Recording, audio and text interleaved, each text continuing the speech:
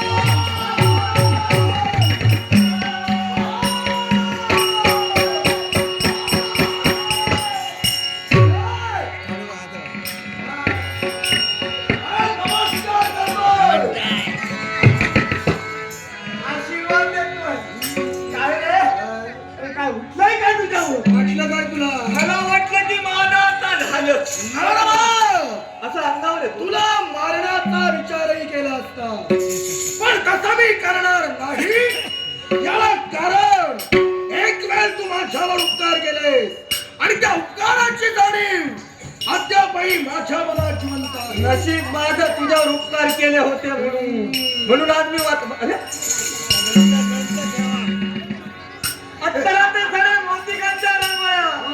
ही गुढी तोरण उभारले तोरण जिकडे तिकडे लावले आहे. काय रे आनंद उत्सव साजरा होतोय. आनंद कशाचा? माझ्या मुळाशी कारणीभूत नारदा तू आहेस. असं पाहिजे. म्हणजे मी आलो म्हणून हा आनंद उत्सव करा करा अगदी करा. काय वाटतं? तू बोला. हे सारं तुझ्यासाठी चाललंय. मी असं का म्हणालो? तू दाखविलेला मार्ग शिव शंकराची भक्ती केली. देव प्रसन्न झाला आणि त्याचा शिवाला अमरत्वाचं वरदान आज मला दिलंय. आणि म्हणूनच हे आनंदाचं वातावरण माझ्या साम्राज्यात तुला दिसतंय. म्हणजे आता तू आता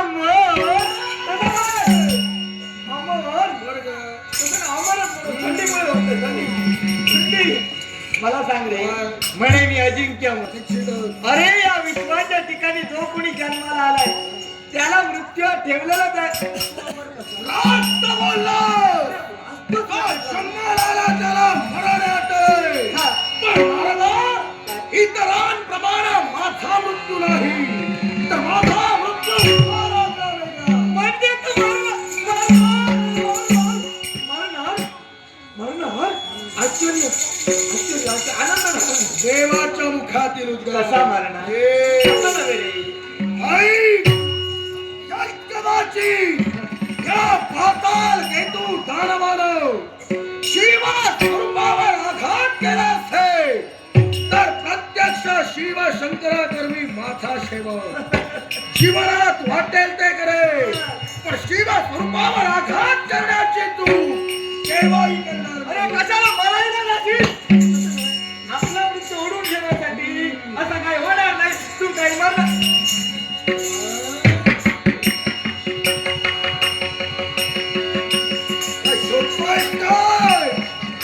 काय शोधतोय म्हणजे काय? अरे त्यावेळी आलो होतो ना मागच्या वेळी. हा पिटुकली भाटुकली लहान होती लहान. माझी पद्मावती धावायची लहान असताना पाहिली होती. जाणत आहे ना? ए,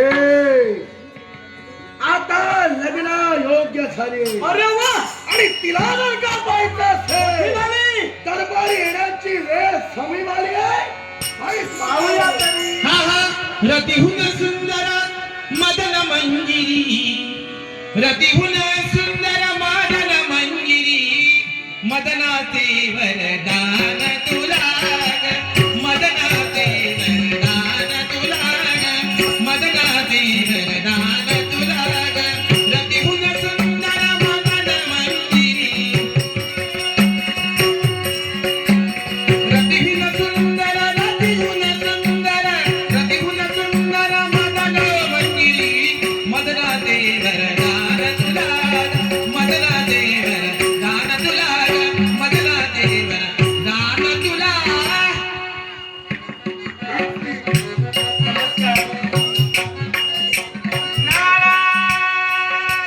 अरे वा बरेच मोठी झाली रे. ब्रह्मचारी नारद मुनी.